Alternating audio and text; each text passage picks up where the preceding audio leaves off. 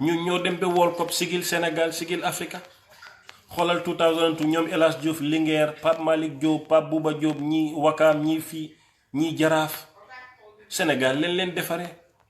Look at the Nigerian 1996 Olympic gold medalist and 1994 champions JJ Okocha Amoneki.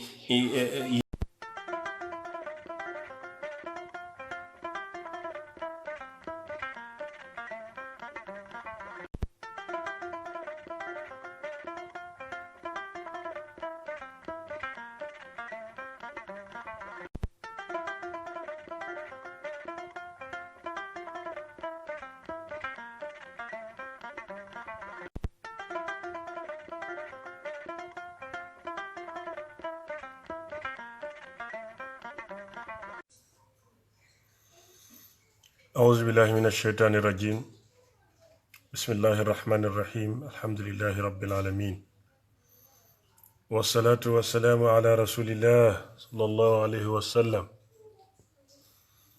رب اشرح لي صدري ويسر لي يا أمري واحلل عقدة من لساني يفقه قولي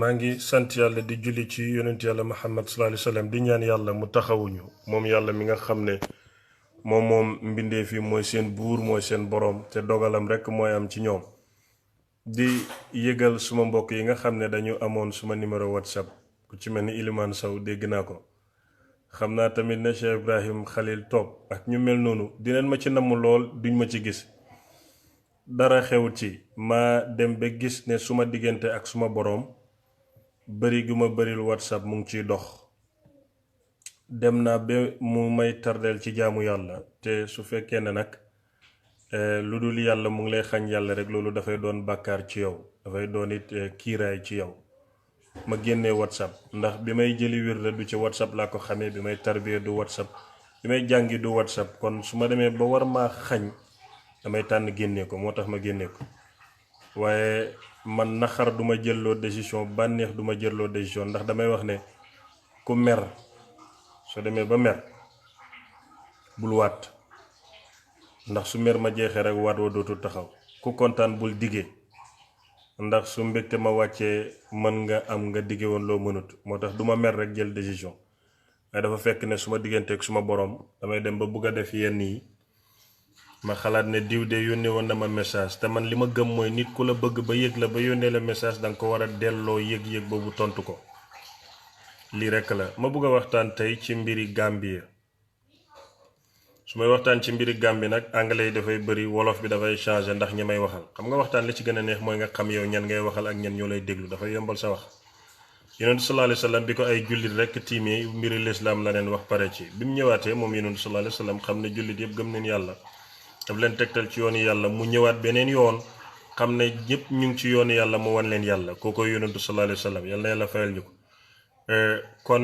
moo tax anglais yi dana bëri wolof yi dana bëri ndax mbiri Gambie rek la concerne Gambie dama bëgg ñu bàyyi suñ xel in so many things back in the late 90s and early 2000 ba ci 2015 def neen ay join the list heroes lu tax ñu def leen hero mooy den ñu doon fenal about Yaya Jammeh and his regime fen yu métti ñaata journalist ngeen xam ñu reportoon ne den sàcc 300 babies ñooñu ana seen yaayi tey xanaa duñ dem TRRC report that matter ban police case moo report over 300 xale den réer den leen jël fa sacrifices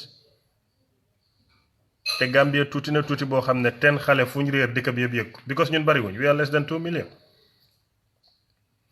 journalist ya daan fen loolu ñu di leen déglu di leen def hero di ko forwardante ne dëgg la ana ñooñu how many allegations lañu journalist yi daan feed loolu ñun Gambien si toppuñ ko to me su fekkee xamuloo journalist bi moo dem def research moo xam moo la war a mun a send things moo la war a mun a inform kooku su la waxee loo gëm nga dem ba certain time because only time can judge time to make it timeless su fekkee ne dem nga ba xam ne dëgg-dëgg kii lu mu la doon wax dëgg la you should hold the person accountable laaj ko li nga ma waxoon ba ma gëm ko ba tax ma jël certain decision ana loolu noonu tey lan mooy proof bi lan mooy egg bi I think ñun as a Gambien war nañoo mën a def loolu su fekkee ne ñu ngeen mel nit ñoo xam ne lu leen naxari soo leen ca waxee lu du dëgg sax ñu gëm ko su du dëggee ñu xam ne wax nga ko but it favors them ñu support ko the Gambia will not move an inch. And the same thing moo doon happen in Jawara's regime. Jawara baaxut paa bi daf day yàq xaalis paa bi nangam laccel ma mag ñu nekk Gambia ñaata fen leen fenal Jawara ba loolu bokk na ci reason bi tax coup d'état bi happen in 1994. Yaya Jammeh ñëw ñu nekkaat ci loolu tuumaal ko lu nekk waxuma defu. Let me make this very clear. I have no right te suma intelligence permitted ma toog ne Yaya Jammeh dafa baax duma ko musa wax suma ignorance tam duma yóbbu ba ma taxaw ne Yaya Jammeh dafa bon duma ko musa wax.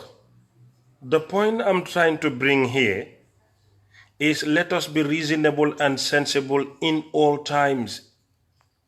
It's not for the actual regime but for the betterment of the country Gambia. This is my point. lu ma ko leeral nag du mun a tax because nit yi léegi dañ dee bëgg nga déglu loo du dégg dangaa dégg kaay déglu ko lu ma wax dégguloo su fekkee ne da nga indi nit ki muy ñëw seetaan vidéo nga am noppa mu am noppa ngay am bot muy seetaan bul ko wax ne déglul bàyyi ko mu déglu rek. And I am not somebody koo xam ne dama bëgg a wax white di turn around the bush no that's not me lu ma bëgg a wax dama ko wax ci digga suma point bi ma bëgg a wax mooy su ñoo bañ dara neen ko bañ ci dëgga su ñoo jàppa dara neen ko jàppa ci dëgga su ñoo bugga dara neen ko bugga ci dëgga. This is my point. Fenal neen fi Jawara ba 1994 coup d'état am lu nekk ñu waxal ko tey Jawara is the best president because he is no more alive but by then dang daan gis ay kilifa yu doon liggéey ak moom toog ci newspaper di ko saaga di ko xas toog ci radio di ko xas di ko sosal. Ok léegi ñu def ko Yaya Jammeh ñu def ko President Adama Barrow right now Barrow Munku Barrow Sino Barrow nangam léegi let us ask ourselves Gambia if from 1965 till now musu ñu am président bu baax ndax ñun baax neen su fekkee 1965 ba léegi ñun Jawara baaxut Yaya Jammeh baaxut Adama Barrow baaxut léegi the question shouldn't be njiit yu ñu yàlla tànnal based on our voters card. The question should be, are we good to be citizens of that beautiful country? ñun loolu leen war a laaj suñ bopp as a Gambian ndax ñun baax neen pour nekk doomi Gambian because ku ñëw baaxul ki baax Gambia mooy ku buggut dara xamut dara jëmut fen kooku is the best person. sooy wax dëgg sax attacks will be on you. It's only in the Gambia ngay toog di wax ay points di wax argument di defend sa bopp nit ñëw na la sa yaay sa papa sa jabar sa. As far as we didn't move the debate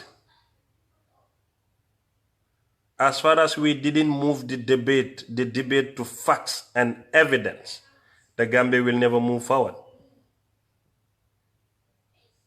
So Yaya Jammeh waxal neen ko lu nekk lu am lim def den koy wax ba pare yokkal lum deful. soo leen delluwaatee suma Facebook back in 2016 maa ngi leen doon wax ne yonent yàlla Muhammad sallallahu alayhi wa sallam mu ne ni ngeen mel la yàlla di tànn njiit seen biir moo tax su ma déggee Barrow jàngut dama di rus dama di xam ne ñun jàngut because suñ diine den ko import christian yi nekk Gambie den leen indilee diine outside jàngal leen ko jullit yi nekk Gambie benn ci man taalibe Baay la Baay sénégalais la taalibe Cheikhu Tidiane la Moroccan la suma baay noonu Omar Bun Jeng mi doon jàng Pa Amadou Thiam naxu taalibe Baay ko jàngal jox ko wirde Tidiane Mam Maska the first university of the Gambia Sénégal la jànge soo maam Baay Babacar Thiaw maam Makhtar Touré Baay Cheikh Oumar Touré moo ko jàngal Fass Ndiaga Coy Alaaji Aliou Sakho Khadi Cheikh Oumar Touré ko jàngal Ndofane la ko doon jàngale ak Njaanjaay in Sénégal baayam maam Makhtar ko jàngal kon ñun we have university just lately Yaya Jammeh fa defar université kon ñun den amul xam-xam moo tax yàlla tànnal ñu njiit bu amul xam-xam kon wax Barrow jàngut suñ xaste la ñun su dee am neen xam-xam. suñ xamul nag mooy nit da ngay toog di wax a wax ba làmb sa taat te doo xam ne làmb nga sa taat. ñu jàpp Yaya Jammeh di ko fenal di ko sosal di ko fenal di ko sosal di ko fenal di ko sosal di ko fenal di ko sosal ba mu dem. let me say it in a fashionable way which you will like. ba Yaya Jammeh mu bon mi dem. xam naa loolu dina neex ñu bari. fine let's say it that way. ba Yaya Jammeh raykat bi, rapiste bi, ku bon ki, ku nangam ki moom génn na dëkk bi. waa xanaa nit su bonee nag ba génn ci dëkk ña nekk ci dëkk ba war a baax. kon the problem is not the individual but the system and the belief and the perception of the people. That is the problem we are facing in the Gambia. If Yaya Jammeh moo doon rapiste bi, moo doon killer bi, moo doon seytaane bi, moo doon ku bon ki, su demee jàmm waraam. waaye xoolal Yaya Jammeh ñi ko doon taxaw di wax bañ pare rek leen commencé fenalante seen biir. waxoon naa leen ne Yaya Jammeh neex ko naxari ko dina génn ndax yàlla moom nguur te nguur gu jeex nga jeexal. wax naa leen ne nañ leen ko génnee ci dëgg su dul loolu fen dinañu ñëw rëbb. xam nga two wrongs cannot make right. Yaya Jammeh lu bon la def yow nga ñëw def lu bon nga ne yàlla dina ko fay lu bonam te yow yàlla du la fay sa lu bon.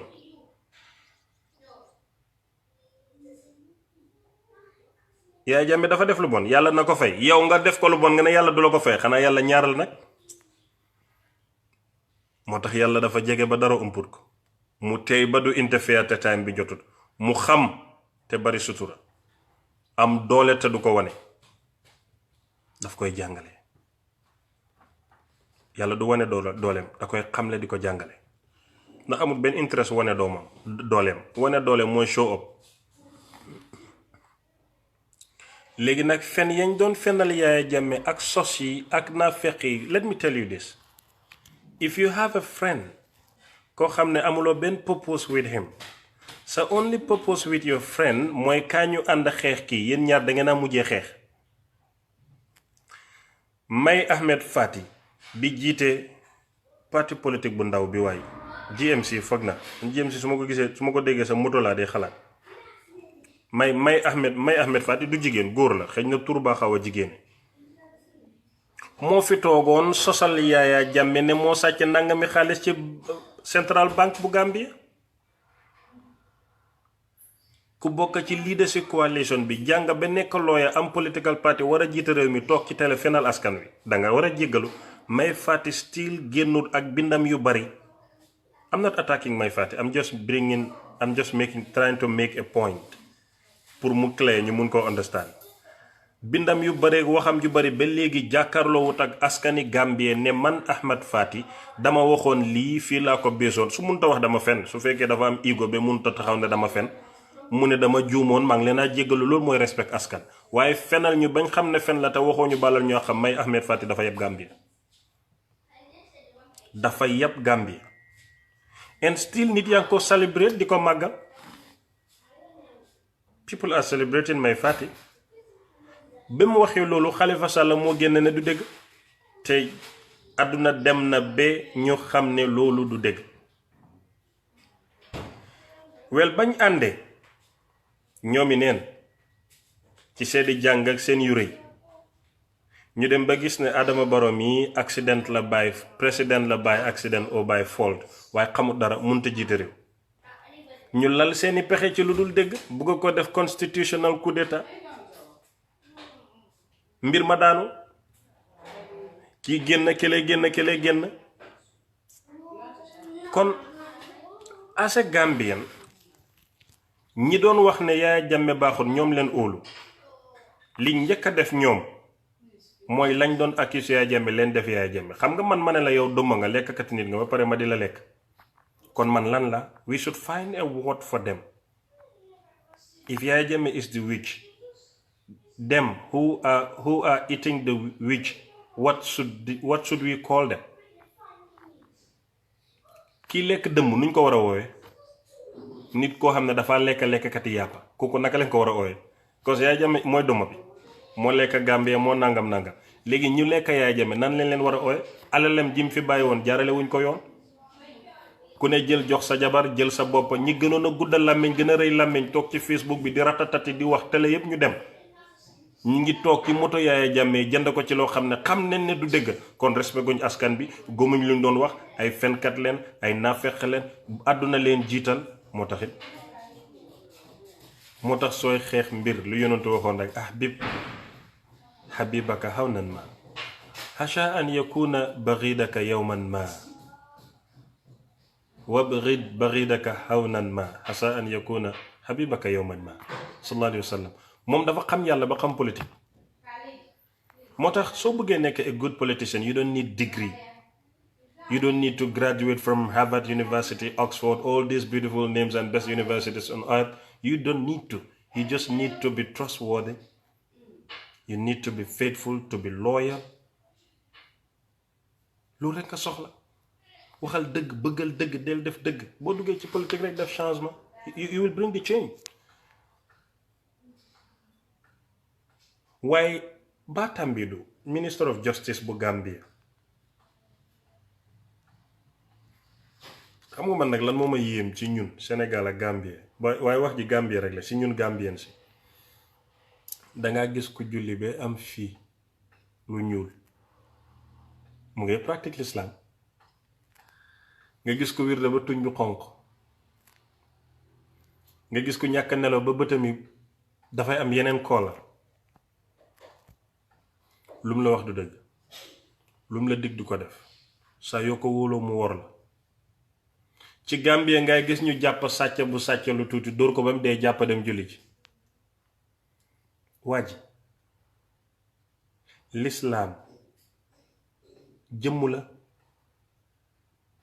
lislaam du dugg ci jumaa ji. wax naa leen ko ba sonn, toilette fu ñoo puupee moo ëpp solo jumaa. jox kenn mu lekk moo gën tabax jumaa. ndax foog ngeen ne suñ déggoon islaam gëm ko jumaa yi dina bare nii Gambie, kër yi di am ndox, ñuy am ay homeless in the Gambie. suñ déggoon lislaam loolu dina am. nga gis jumaa ju woot ay 3 million dollars si taxaw, ña fay julli jee seen kër yi melut nen. dégguñ lislaam. lislaam du tabax ay palaas, lislaam tabax xol la. lislaam du tabax ay néeg, lislaam tabax jikko la. yonentu ñetti yoon yim ñu ñëwal yépp bu njëkk yàlla daf ko noon ne yow yaa yellool jikko yu rafet yi. ñaareeli ñëwam ci ñun yàlla daf ko ne rafetalal sa yoon wi jëm ci yàlla. ñetteeli yoonam bi dafa ñëw mu ne man la yàlla jox mbóoti ngir ma jàng damu yi. ñett yu ñu yonentu ñëwal yépp lii moo ko indi. Sénégal ak Gambie sëriñ boo fi tàgg jumaam dàqut ci àdduna, te suñu waxee nga ne moo mën ci àdduna, kon juma amul solo. xamuñ lan mooy lislaam, den ci nekk rek kuy julli di rij sa jëbi ngir nga am lu ñuul ñu xam ne jullit nga. loolu du lislaam. moo tax waxkat bi dafa wax mu ne moom su demee àllaaxira yàlla dugal ko àjjana gisut tubaab, dafay génn xam ne fii du àjjana, yàlla daf koy nax.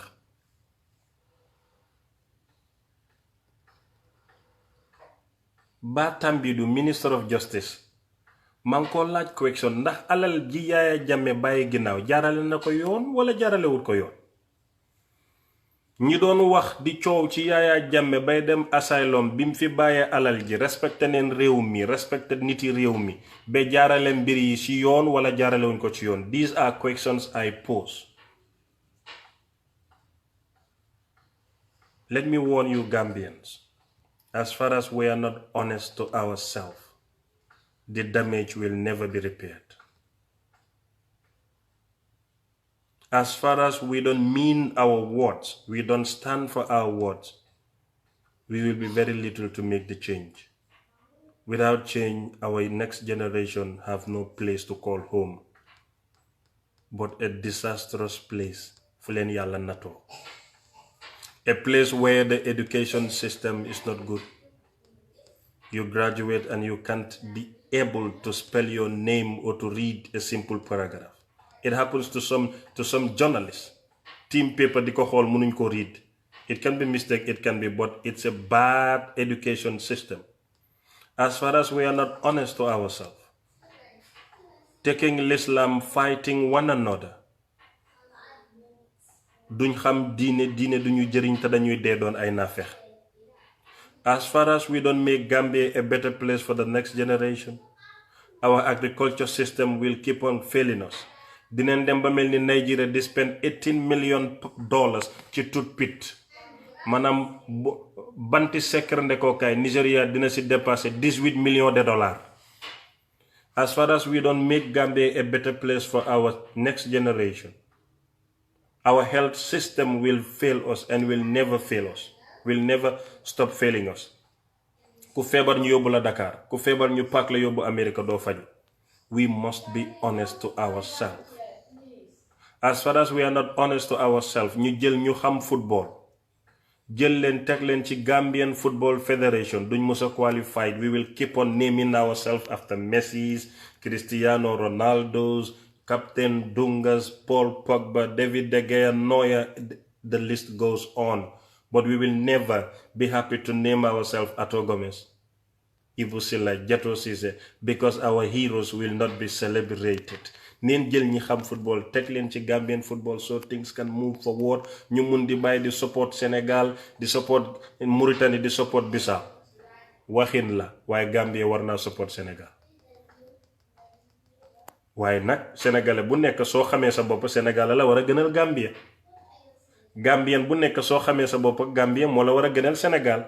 Danga bëgg sa bopp door a bëgg sa dëkkandoor. ndax sëriñ ci ma gën a gëm yàlla gën maa xam yàlla suñ daan ñaan Sénégal la ñoo jiital teg ci Gambia. So we Gambians, let's love ourselves, let's support ourselves and then support our neighbors. te loolooy l'Islam. We were not honest with Jawara. We were not honest with Yaya Jammeh. We are not honest with Barrow. And we claim that we are very honest. Based on what facts?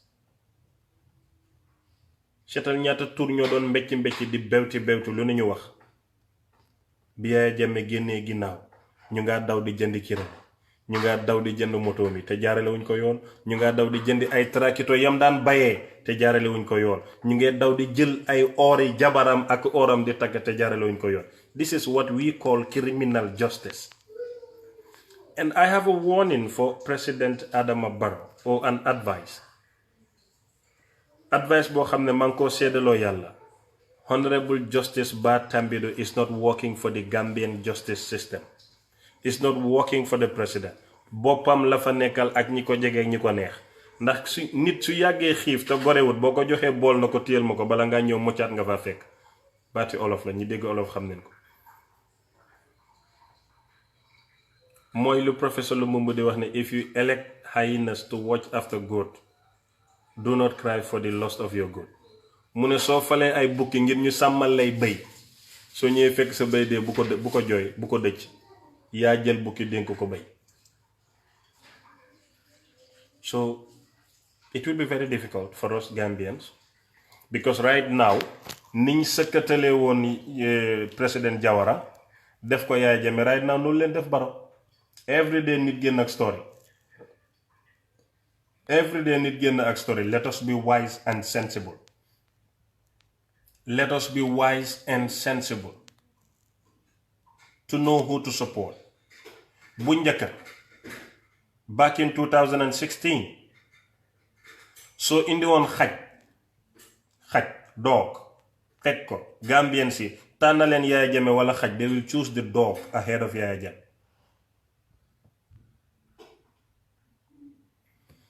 Now let us not repeat the same mistake. Let us ask ourselves, we the Gambian youths, who have better plan for us? Who have better plans for us? Suñ future ci loxol kan la nekk? Kan moo ñoo dimbale? Soo bañee doxot waroo tàbbi ci day. Boo bañee sawkati lal waroo dem ci puubkati lal. Kan moo gën ci ñun ndaw ñi? Because 53 or 60% of Gambian youths, Gambian population are youths. Léegi kan moo am better plans for us? su dul Adama Barrow ndax am na youth bu taxaw ñi taxaw kan moo ci atam gën a nekk xale suñ falee ñooñu ba lan leen am pour ñun. Let us not support based on fii la suma papa nekk kola bi nangam nangam. Let's support the best agenda for the Gambia. And advice naa ko suma benn taalibe démb mu ooma soxna si nangam wax ma ne ko kaay ma digal balaa nga koo fase seetal jigéen ju baax ba mu óor la ne kii moo gën sa jabar nga doon ko fase waaye bul ko fase because nii la mel. ma ne ko man ñam naa fase xam naa ne loo bañ ci jigéen soo dematee ci moromam gis lu ko raw te la nga bañoon a muñ dinga ko muñ situation moo la force nga muñ ko. Before we discuss about ousting President Adama Barrow neen ko génne which is not a bad idea balaa ñoo xalaat neen ko génne neen seet kan leen fàtte. If we come to conclusion gëm ne kii leen fa bëgg a teg ñu indi ay criteria ne lu tax ñu bëgg a faa teg kii mooy reason A B C D E F su boobaa nag we can work on ousting the president. As far as ñu ngi génnee liñ am te xamaguñ lu faa ñëw dëkk bi du dem génnee neen fi Jawara ngir na nekku di muuf dëkk bi ñu indi Yaya Jammeh ñu ne moom réebkat la reykat la baaxut ñu ne den indiwaat Barrow ñu ne mistake la moom xamul dara sécurité la xam daf dee nelaw léegi kan mooy ñëwaat ak lan leen ko war a yekk. Nit dinañ la jox lu baax nga defar ko ba mu gën nit dinañ la def lu bon nga defar ko ba mu baax waaye ñun nag yàlla daf ñoo tànnal with our own choice because Adama Barrow yàlla wàccoon ko ci kaw asamaan si fii la juddoo fii la yoroo fii la màggi ñëwul fi coup d'état den ko sànnil carte ñoo doon spend suñ xaalis ci moom ak suñ taay ba mu ñëw nekk président léegi ñu ne baaxul why not balaa baaxul ñu dimbale ko mu baax. lii la amoon pour wax nañu justice system bi leeral alali Yaya Jammeh nan leen ko jaarale we need to know it concerns us as a Gambian. nañu Gambien si leeral seen position yàlla moo bon ci ñun di ñu tànnal ñu bon wala ñun ñoo bon yàlla di tànn si suñ biir wala ñun ñoo xamul li ñu yàlla tànnal ban la ci. Let us also be very clear ban agenda la suñ next presidents to come am pour jigéeni Gambia am pour mbay mi am pour paj mi am pour njàng mi am pour kaaraange réew mi am pour wérgu yaram am pour ndaw ñi am pour màgget ñi am pour ñiy pension am pour liggéeykat yi nan la ñoo defaree seen mbir. journaliste yi Gambie yi kan moo cee fen ak ku fen ndax war neen laa gëmati newspaper outlets yi ban moo ci nekk di politique ban mooy campagne yooyu yëpp dañ ko war a xam fekk xamewu ñi duñ dem suñ football yi réew ci loxo kan la war a nekk ngir ñu mun a am ay message ci biir réew mi. lan moo tax soo demee Aspire nga dem Jàmbaar man amee foot soccer agent man damay jaay ay joueur loolu mooy suma liggéey daanaka amul institution équipe bu mag bu nekk Sénégal boo xam ne ni liggéeyuma ak yow loolu amut. léegi soo demee di def test under 13 ba 18 Gambians si are the most talented fu ñu dem ñu jël leen léegi lan moo tax those talented players cannot move to be a superstars in the world. What is holding us behind? lan moo ñu teree dem 1965 ba tey musuñoo dem Africa Cup of Nations. Sénégal dem na final ñaari yoon Sénégal méeg na ay star te bàyyil xel lii fu tiimi Sénégal bi dem World Cup di def jaloore bu rëy bii nii yal na yàlla gën leen a may ndam parce que suñu amee ndam ñoo ko am. 11 of the 22 are made in Sénégal. Idrissa Gana Gueye Jàmbaar, Saliou Ciss Jàmbaar, Pape Ndiaye Souaré Jàmbaar, Cheikhou Kouyaté Grand Yoff, Kara Mbodj Jàmbaar,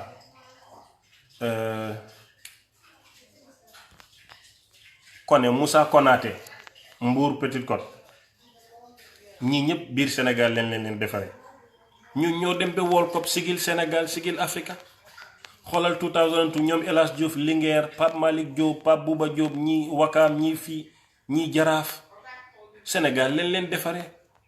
Look at the Nigerian 1996 Olympic gold medalist and 1994 champions JJ Okocha Amoneki Yekini Rashidi Yekini Baba Yero Finidi George Sunday Olishe ñoom ñëpp Peter Rufai ñoom ñëpp Nigeria leen defaree ñu door a dem Europe. kon Gambie neen defar grassroots football ngir mbir mi mun a dem ci kanam ñu mun a advance ngir yàlla yonent bi nañ leen defar suñu réew mi jafewut. We can make the country great. We can make it the real name, the smiling coast of Africa. waaye da nga gis Gambien bu toog lijjantiwu dara di la wax loo xam ne amul benn bopp ak genn. wasalaamu aleykum wa rahmatullahi wa barakaatu. yal na yàlla defar Gambie muy dëkk bi gën ci àdduna, defar ay dëkkandooram ñuy dëkk yu gën ci àdduna. nañu yàlla may gëm yàlla bu baax a baax, nañu yàlla may ñu am xam-xam ba su nit waxee ñu déglu la mu wax, instead ñu ñëw with insults we argue with him ne ko point bii nga wax nanguwuma lii ak lii mooy suma reason. fekk defuñu loolu rek dëkk bi du dem. waaye nag ku jàngut amut yar amut xam-xam, su nit di wax xam-xam dafay ñëw rek saaga bi ko saaga la am.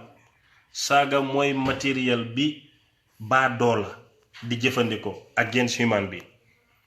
waaye doom juñ yar mu juddu fa mu war a juddoo jaar fa mu war a jaar, yàlla may ko xikma may ko xam-xam mu wër àdduna xam kooku su waxee rek da ngaa déglu, te soo dégloo da nga naan wala soo ko amee xam-xam nga ne ko lii mooy suma régime. waaye ñëw rek saaga. It's an identification to recognize the fools. yàlla ñu yàlla may bëgg Baay Ñas ku dëggu, bëgg Cheikhu Tidiane, bëgg nit ñu baax ñi, bëgg képp ku baax. jërë ngeen jëf.